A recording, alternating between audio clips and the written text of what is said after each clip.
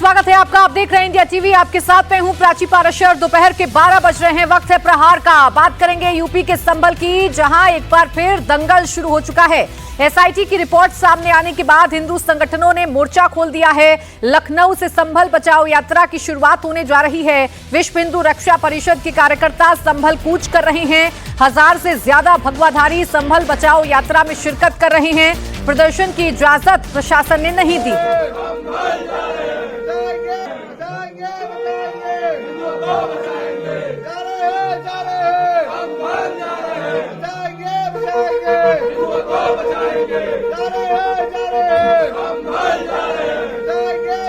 देखिए, पूजा पाठ के बाद इस यात्रा को रवाना होना है, लेकिन प्रशासन ने इस यात्रा की इजाजत नहीं दी है। बावजूद इसके संभल कूच किया है। लखनऊ से लेकर संभल तक चप्पे चप्पे पर भारी सुरक्षा बंदोबस्त किए गए हैं।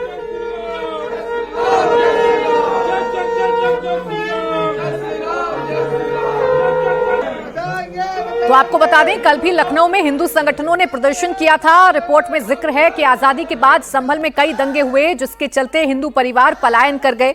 एसआईटी की रिपोर्ट सामने आने के बाद कई हिंदू परिवारों के घरों में ताला लग गया है। बाजारों में सन्नाटा पसर गया है। गुरुवार को एसआईटी ने 450 पन्नों की रिपोर्ट योगी को सौंपी थी, जिसमें 22 नवंबर 2024 को हुए दंगों की जांच का भी जिक्र है। साथ ही इतिहास में संभल में कितने और कब कब दंगे हुए, इसका भी जिक्र है।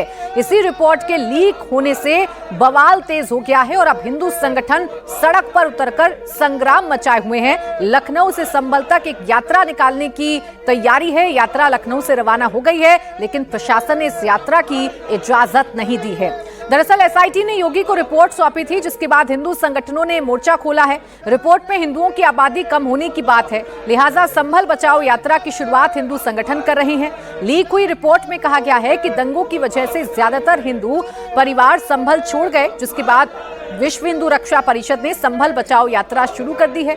संभल में डेमोग्राफी चेंज हुई, ऐसा रिपोर्ट में कहा गया है, और हिंदू संगठन अब पलायन कर गए हैं। हिंदू परिवारों को फिर से संभल में बसाने की मांग की जा रही है। एसआईटी की रिपोर्ट लीक होने से बवाल मचा हुआ है, तो एहतियातन संभल में भारी सुरक्षा व्यवस्था कर दी गई है। जो हिंदू आबादी संभल में आजादी के वक्त 45% थी, वो अब घटकर 15% रह गई है, इस रिपोर्ट के मुताबिक।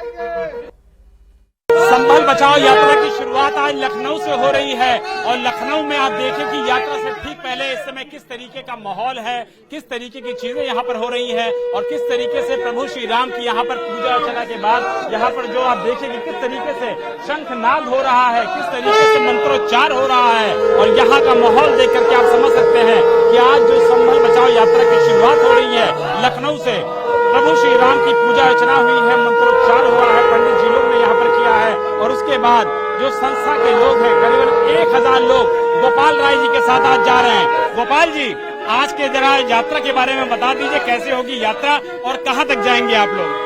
देखिए, आज हम लोगों की यात्रा जो है यहाँ से निकल रही है। लखनऊ से कार्यालय से 12 बजे यहाँ से निकलेगी, और पूजा पाठ भी प्रभु श्री रामचंद्र जी का हुआ है। और जाने का मेन उद्देश्य यह है कि जिस तरह से हमारे देश में माने भारत में इस समय वर्तमान में जो स्थितियां हैं, 25 लाख हिंदुओं का या तो इस्लामीकरण हो रहा है या ईसाईकरण हो रहा है। हमारे अश्विनी उपाध्याय जी तो यहाँ तक कहे कि 40 लाख से कम नहीं हो रहा साल में।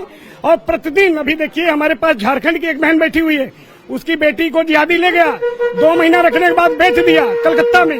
तो हम कई बच्चियों को भी वापस घर वापसी कराया हूँ, इसको देख करके ये यहाँ पर आई हुई हैं। तो इस तरह हम लोग संभल में जा रहे हैं। संभल में जाने का मेन उद्देश्य यह है कि संभल में 1 लाख से ज्यादा हिंदुओं की हत्या हुई है, और हत्या करने वाला ये जिहादी है।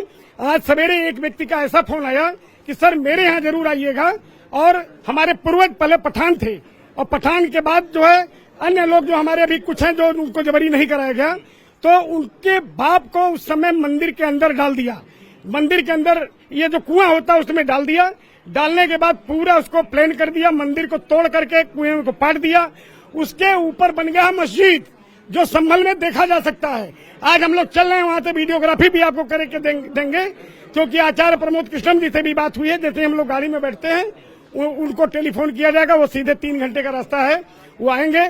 तो हिंदुओं के सम्मान में हमारी विश्व हिंदू रक्षा परिषद है मैदान में, मोदी के सम्मान में विश्व हिंदू रक्षा परिषद है क्योंकि सबसे बड़ी आप लोग क्या ये भी कोशिश करेंगे जिन लोगों ने हिंदुओं का पलायन वहां पे कराया था, जिन हिंदुओं परिवारों का पलायन कराया गया था, उनको दोबारा आप लोग संभल लेकर के आएंगे? बिल्कुल, दिल्ली में, बेंगलोर में लोगों के फोन आए हैं, उनको लोगों को हम वापसी कराएंगे। वो लोग यहाँ आएंगे, यहाँ के मीडिया के बीच में शिव भोला मंदिर में मैं बाकायदे घर वापसी कराऊंगा, जैसे मैंने पिछली बार कराया था, जिसमें ये जमालुद्दीन उर्फ छांगुर जैसा व्यक्ति 10,000 महिलाओं का उसने इस्लामीकरण कराया। धर्मांतरण कराने के बाद कितनी बहन बेटियों को बेचा।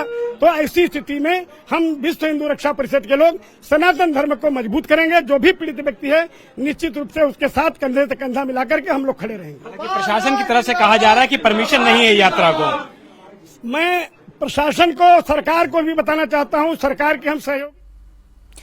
देखिए, अब ये जो यात्रा है ये जरूर रवाना हो रही है। मेरे साथ मेरे सहयोगी विशाल प्रताप सिंह इस वक्त जुड़ गए, सीधा उन्हीं के पास हम चल लेते हैं। विशाल, परमिशन नहीं दी है प्रशासन ने, इसके बावजूद संभल जाने की जिद पर हिंदू संगठन अड़ा हुआ है। क्या तस्वीरें हैं आपके पास और क्या तैयारी प्रशासन की है? देखिए प्राची, इस समय हम विश्व हिंदू रक्षा परिषद के दफ्तर में ही मौजूद हैं। गोपाल राय संस्था के जो अध्यक्ष हैं वो भी यहाँ पर मौजूद हैं और सैकड़ों की तादाद में उनके साथ जो विश्व हिंदू रक्षा परिषद के कार्यकर्ता हैं वो भी यहाँ पर मौजूद हैं। हर हाल में वो कह रहे हैं कि उनको संभल जाना है। प्रशासन ने आप लोग को रोक दिया है, कैसे जाएंगे संभल?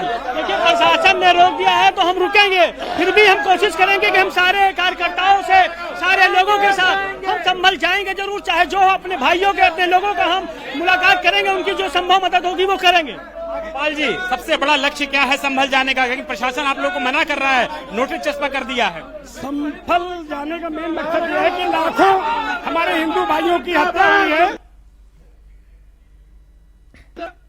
हिंदू हैं जिनको घरों में पैक कर करके उनकी हत्या कर दी गई थी। तो आज हम लोग ये जानकारी प्राप्त करेंगे, इसलिए जा रहे हैं। तो गोपाल राय जी को आपने सुना, जो बता रहे हैं कि वो हर हाल में जाएंगे आज संभल में। हालांकि प्रशासन और पुलिस की तरफ से परमिशन कतई नहीं दी गई है, लेकिन जो हिंदू कार्यकर्ता है विश्व हिंदू रक्षा परिषद के, वो अड़े हुए हैं कि वो हर हाल में इस यात्रा की शुरुआत करेंगे और संभल तक जाएंगे और वहां पर हिंदुओं को इंसाफ दिलाने की कोशिश करेंगे। बिल्कुल ठीक है, तस्वीरें तो हम देख रहे हैं विशाल। तैयारी पूरी कर ली गई है हिंदू संगठनों की तरफ से कि वो संभल के लिए रवाना होंगे, चाहे प्रशासन परमिशन दे या ना दे। और अब आपकी तस्वीरों में देखकर समझ में भी आ रहा है कि इन लोगों ने चलना शुरू भी कर दिया है।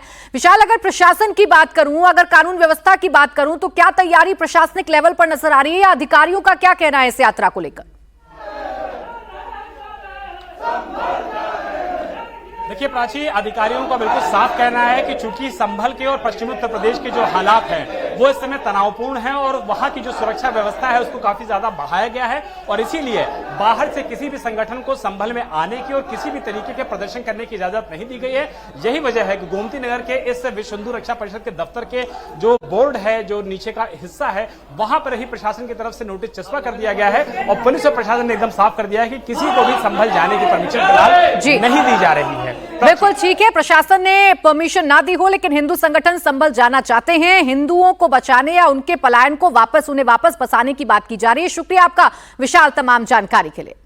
प्रधानमंत्री नरेंद्र मोदी अभी जापान में हैं। आज जापान दौरे का आखिरी दिन है। थोड़ी देर में प्रधानमंत्री नरेंद्र मोदी चीन के लिए रवाना होने वाले हैं। प्रधानमंत्री मोदी 7 साल बाद चीन जा रहे हैं। अमेरिका ही नहीं, पूरी दुनिया की नजर प्रधानमंत्री नरेंद्र मोदी के इस दौरे पर है। पीएम मोदी चीन के तियानजिन में होने वाले शंघाई सहयोग संगठन यानी SCO शिखर सम्मेलन में हिस्सा लेंगे। पीएम मोदी के स्वागत के लिए चीन में भव्य तैयारी है। माना जा रहा है कि पीएम मोदी और चीन के राष्ट्रपति शी जिनपिंग के साथ द्विपक्षीय बात होगी। चीन के अखबार तो पीएम मोदी के सम्मान में कसीदे गढ़ रहे हैं। चीन की सरकारी अखबार ग्लोबल टाइम्स तो इसे दुर्लभ मौका करार दे रही है। ग्लोबल टाइम्स ने लिखा है कि भारत और चीन अब प्रतिद्वंदी नहीं बल्कि साझेदार के तौर पर रिश्तों को देख रहे हैं। ट्रंप की भारत पर टैरिफ लगाने के बाद प्रधानमंत्री नरेंद्र मोदी की पहली विदेश यात्रा है। 1 सितंबर को प्रधानमंत्री मोदी चीन में रूस के राष्ट्रपति व्लादिमीर पुतिन से मुलाकात करेंगे। माना जा रहा है कि ट्रंप के टैरिफ अटैक पर दोनों नेताओं के बीच चर्चा होगी। चीन से सुधरते रिश्ते को लेकर वहां रहने वाले भारतीय समुदाय के लोग भी काफी खुश हैं। तकरीबन 7 साल के बाद प्रधानमंत्री नरेंद्र मोदी एक बार चीन आ रहे हैं और यहाँ पर चीन में अगर मैं बात करूं तो भारतीय समुदाय इस बात को लेकर के काफी उत्साहित है। और इस वक्त हम तियानजिन में खड़े हैं। ये तियानजिन जहाँ पर हम खड़े हैं यहाँ पर इंटरनेशनल मीडिया सेंटर बनाया गया है और यहीं पर बेसिकली इसी जगह से थोड़ी दूर पर वो वेन्यू है जहाँ पर एससीओ का समिट होगा। अब देखिए तमाम लोग हैं, तमाम इंडियन डायस्पोरा के लोग हैं जो यहाँ पर हैं। कितने एक्साइटेड आप लोग प्राइम मिनिस्टर काफी लंबे अरसे बाद? हाँ जी, तकरीबन 7-8 सालों बाद हमारे honourable prime minister Modi ji यहाँ आ रहे हैं और जब हमको पता चला कि वो यहाँ आ रहे हैं तो मतलब हमें एज अ इंडियन कम्युनिटी हम लोग बहुत एक्साइटेड हैं। आप कहाँ रहते हैं? हम शेंजन में रहते हैं जो यहाँ से 2000 किलोमीटर दूर है। अच्छा, हम 2000 किलोमीटर से ट्रेवल करके यहाँ आए हैं मोदी जी से।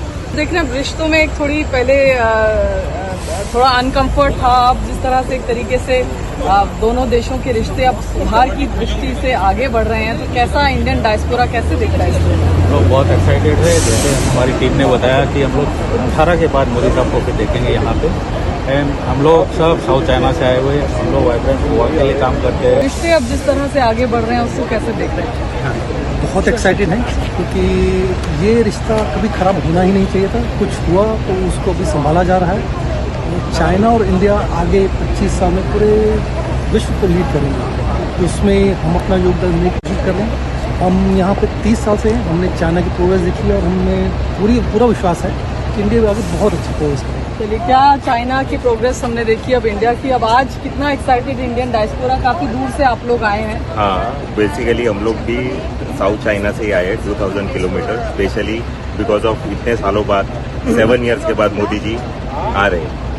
And after that you know it is our dream that mostly हम लोग भी बहुत अच्छा वेरी टू मच के बोल ही नहीं सकते, शब्द ही नहीं निकल रहे कि क्या बोले। बट इससे एक अच्छा है कि इंडिया चाइना के बीच में ऐसा जितना भी कामकाज वगैरह बढ़ेगा इट विल बी बेनिफिट दोनों कंट्री के लिए। दोनों कंट्रीज के लिए बहुत अच्छा बेनिफिशियल कामकाज जो है वो होगा, ये तमाम इंडियन डायस्पोरा के लोग उम्मीद करते हैं। पीएम मोदी के चीन दौरे को दुनिया अमेरिका के टैरिफ से जोड़कर देख रही है। बार बार ड्रैगन और एलिफेंट के साथ आने की बात कही जा रही है। प्रधानमंत्री मोदी ने जापान यात्रा के दौरान भी कहा कि भारत और चीन का मिलकर काम करना वैश्विक अर्थव्यवस्था में स्थिरता लाने के लिए बेहद जरूरी है। उन्होंने ये भी कहा कि रिश्ते आपसी सम्मान, हित और संवेदनशीलता के आधार पर ही आगे बढ़ेंगे। पीएम मोदी के चीन यात्रा को चीन के सरकारी अखबार ग्लोबल टाइम्स दुर्लभ मौका बता रहा है और अमेरिका के राष्ट्रपति ट्रंप को खरी खोटी सुना रहा है। अमेरिका ने भारत को डेड इकोनॉमी बताया था, तो वहीं चीन के सरकारी अखबार ने भारत और चीन को वैश्विक विकास का जुड़वा इंजन बताया है। अखबार ने लिखा है कि दोनों देश भारत और चीन अपने सीमा विवाद सुलझाने पर सहमत हैं। दोनों देशों के बीच व्यापार बढ़ रहा है। अखबार ने पीएम मोदी की यात्रा को ऐतिहासिक बताते हुए लिखा है कि चीन और भारत के संबंध लगातार सुधर रहे हैं। तो वहीं अमेरिका को नसीहत देते हुए यह भी कहा है कि अमेरिका अपने दोस्तों के साथ दुश्मन जैसा व्यवहार करता है।